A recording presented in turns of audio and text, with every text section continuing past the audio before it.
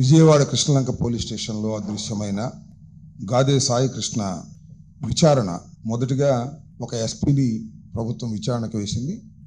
తర్వాత 2 రోజుల క్రితం ఒక సిట్ని ఫామ్ చేసింది.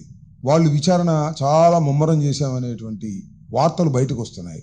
కానీ నేను పరిశీలించింది, నాకు తెలిసినంత వరకు కొద్దిగా లోతుగా ఆలోచిస్తే విచారణ వక్ర మార్గంలో సాగుతూ ఉంది. విచారణ నేరస్తుల్ని కాపాడటానికి జరుగుతూ ఉంది. దీనిలో ఎవరైతే దోషులుగా ఉన్నారో పోలీసు అధికారుల్ని వారిని కాపాడాలనే ఉద్దేశంతో జరుగుతున్నట్టుగా చాలా స్పష్టంగా అర్థమవుతుంది.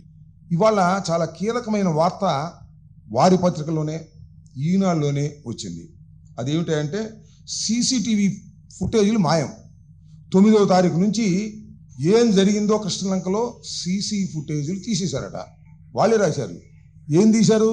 ఒక టెక్నీషియన్ పిలిపించి అవన్నీ తీసేసి నిన్న మొన్నటే ఉన్నాయంట. నిన్న మొన్న నుంచి మాత్రమే సీసీ ఫుటేజీలు అందుబాటులో ఉన్నాయి. అంతకుముందు మొత్తాన్ని తుడిచేశారు. ఏంటిది నాకు తెలియగలుగుతా? ఏం చేస్తుంది సిట్టు? రాష్ట్ర ప్రభుత్వం ఏం చేస్తుంది? డీజీపీ ఏం చేస్తున్నారు? నేను చెప్పాను కదా, దీనిలో కమిషనరే దీనికి చుక్కానిలాగా ప్రవర్తించాడు. అందువల్ల సాక్ష్యాధారాలన్నీ కూడా తొలగించేటటువంటి కార్యక్రమం చేస్తున్నారు. ఈ నాగరాజు అనే సిఐని ఇంతవరకు ఎందుకు అరెస్ట్ చేయలేదు అని అడుగుతా ఉన్నా. నిజంగా కేసు రిజిస్టర్ అయిన మరుక్షణమే నాగరాజును కస్టడీలోకి తీసుకొని విచారించాలి. అంతేకాదు, నాగరాజుని జ్యుడిషియల్ కస్టడీకి పంపించి మళ్ళా కోర్టులో విచారణకు తీసుకొని పోలీస్ కస్టడీలో విచారణ చేసి వాస్తవాలన్నీ బయటకు రావాలి. అయ్యేం రావట్లా, మొత్తం తుడిచేస్తున్నారు టోటల్గా. చాలా విచిత్రమైన వార్త ఇది. సీసీ ఫుటేజ్ యొక్క దృశ్యాలను మొత్తాన్ని తొలగించేశారు. శవాన్ని బూడిద చేశారు. బూడిదను కూడా మాయం చేశారు. ఇంకేం జరగాలి? సిఐని అరెస్ట్ చేయరు అంటే ఖచ్చితంగా పోలీసులు కాపాడటం కోసం సర్వశక్తులు ఉపయోగిస్తున్నారని చెప్పడానికి తాజా ఉదాహరణ ఈ సీసీ ఫుటేజ్ మాయం. కాబట్టి అందుకే అడుగుతున్నాం, సిబిఐ విచారణ వేస్తే తప్ప దీనిలో వాస్తవాలు బయటకు రావు. దీనిలో దోషులు దొరకరు, తప్పుకుపోతారు. ఇది వాస్తవం. కాబట్టి ఇప్పటికైనా రాష్ట్ర ప్రభుత్వం సిబిఐ విచారణకు రాసి సిబిఐ విచారణ వేస్తేనే ఆ బాధితులకు న్యాయం జరుగుతుంది. లేకపోతే ఆ బాధితులకు న్యాయం జరగదు.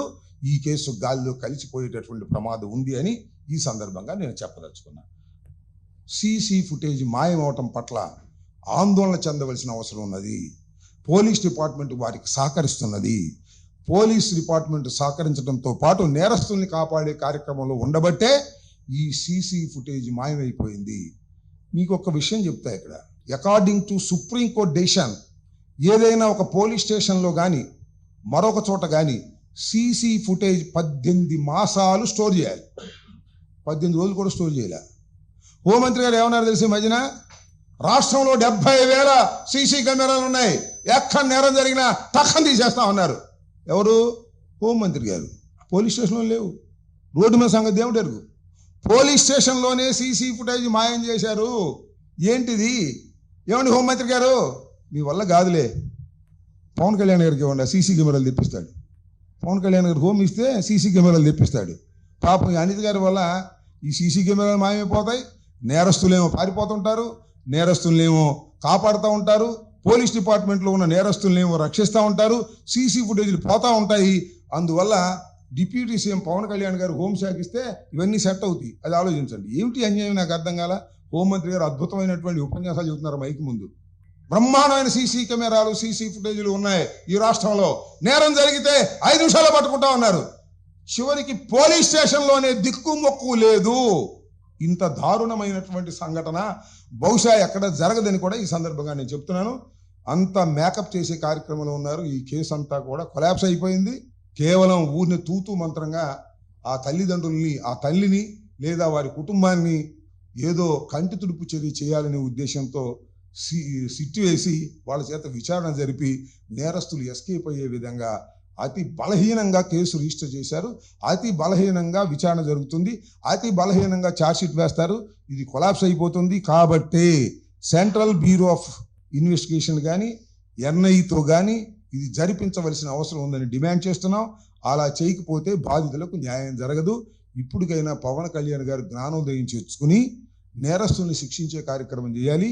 ఇక్కడ నేరస్తులు చనిపోయిన వాడు కాదు, ఇక్కడ నేరస్తుడు చంపిన వాడు నాగరాజు అండ్ పోలీస్ డిపార్ట్మెంట్, వారి మీద యాక్షన్ తీసుకోవాలని ఈ సందర్భంగా చెప్పదలుచుకున్నాను.